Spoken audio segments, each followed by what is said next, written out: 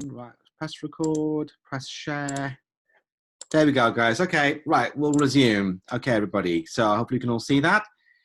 So this is looking at how spoken language can change in use. So for example, context one, a group of teenagers standing outside college chatting about what they did at the weekend, or context two, one of the same group going for an interview for a full-time job as a teaching assistant to start after he or she finishes work. Okay, so just tell me, guys, in the chat, what kind of challenges does this pose for you in terms of you're trying to develop the student speaking skills, but there's lots of their informal language coming in to your sessions in terms of how they're doing some of your speaking activities, how they take part in discussions, conversations, debates, etc.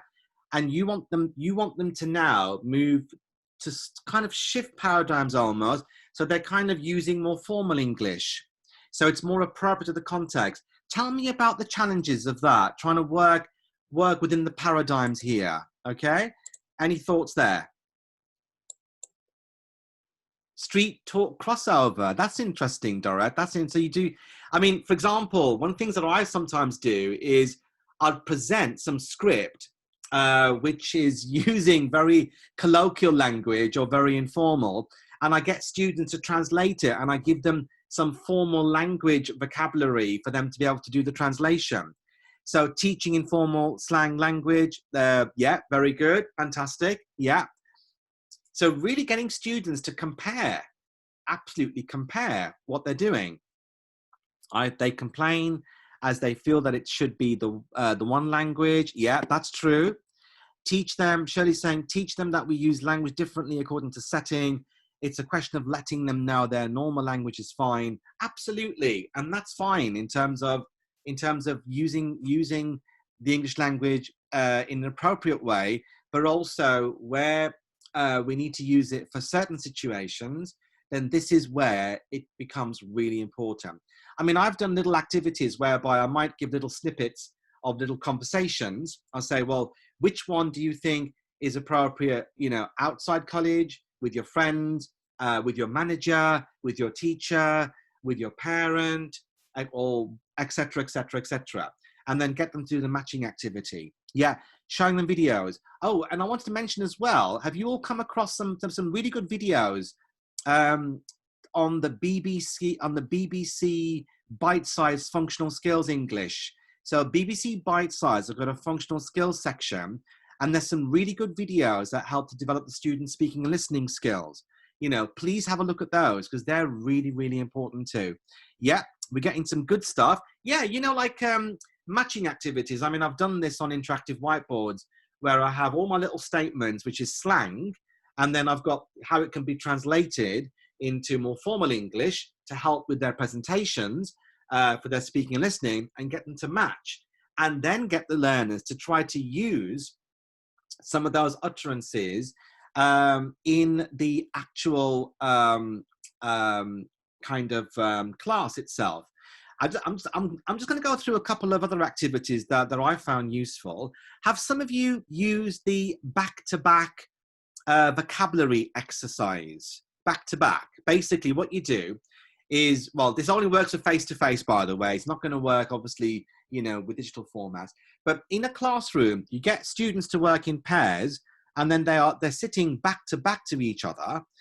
And then basically, one student is facing the whiteboard and the other one is not. And the one facing the whiteboard, what I would do in this situation is I would then present a list of words that are colloquial words, okay? But then on the side, I will then put their formal translations.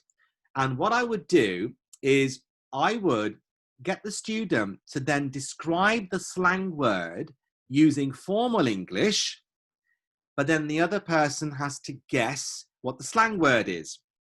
But you can also flip it. You can get the other student to change places. They then have to read out the slang word, and the other person has to then explain what it actually is, okay? So the back-to-back is really, really good. Also, guys, have any of you used Thunk's questions? for promoting speaking and listening. Funks questions are basically like multiple choice questions, but then you frame them verbally rather than give it give it to them as a handout or a worksheet. So you said, so basically with a Funks question, you said, well, okay, would you choose A? Would you choose B? For example, if you were in an interview, how would you greet the interviewer? Would you say, "Hi, mate," or would you say, "Good afternoon, Mr. Brown"? Things like that, little things like that, where you're giving them an option and they have to choose. Now that would be using Funk style question. And with Funk style questions, the students also have the security of knowing that actually what it is with the Funk style question is that they have the security of knowing that one answer is correct. So they have to reason with all the other options and then hopefully noting which is the distractor. So I think that is a really good one for speaking. And with the Funk style question, you can incorporate your questioning around grammar. You know, how would we say this in the past? Would we say it like this? Would we say it like that? And you can give one option, which is future time, one which is present. So you could do that. You could do a bit of grammar practice in a spoken way. There's lots of different things that you could do there with the use of Funk's questioning, and you could target individual students as well. All right. Let me think of another one as well. Have any of you heard of the Feynman technique for developing speaking? The Feynman technique. Anybody come across that?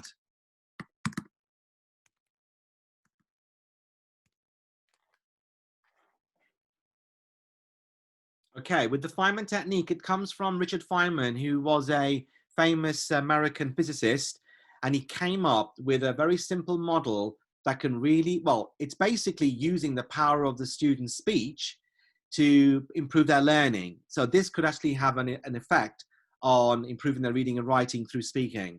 So essentially what you do is you do your teaching, okay, whatever you're teaching them, you cover that. So you cover your content. You get your learners to make notes and write down the key points from your teaching. The teaching could be done through a handout, or it could be done digitally, or you could verbally explain things, whatever it might be.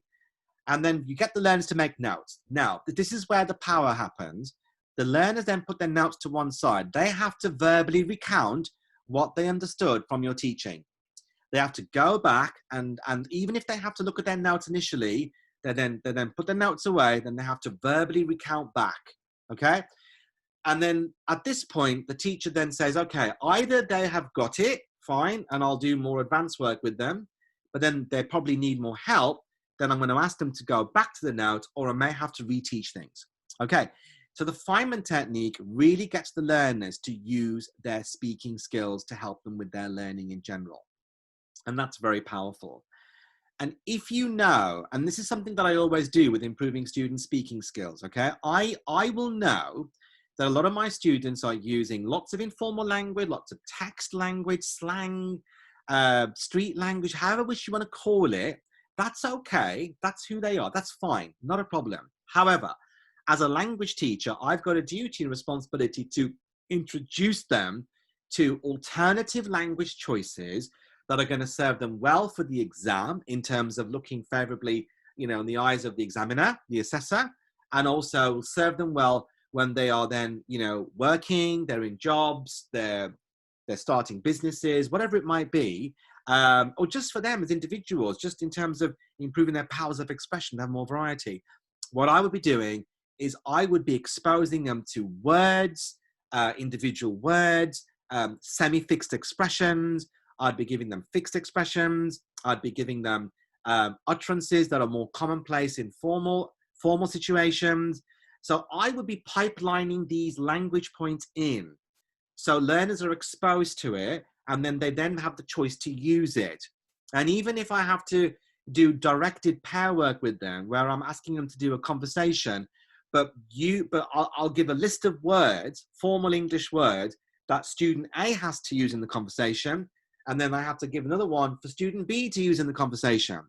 So I'm now giving them controlled practice with their speaking, but they've got to be guided by the words I give them. And the words are not slang words. They are formal English words. They are, so I would be giving them, so aspects of lexicology which is more appropriate for them getting good marks for their functional skills, level entry 3, level 1, level 2, or for them to be able to, you know, to be looked at favorably if they were using their spoken English skills in the workplace. Okay, so that's so important to be able to do that with students. Okay, I'm just going to now nip into. Was there anything else I wanted to mention? So there was the Feynman technique. There was the back-to-back technique. There was the I used the Feynman technique, the back-to-back. The Feynman technique was the other one as well. Okay, guys. All right. So I'm just going to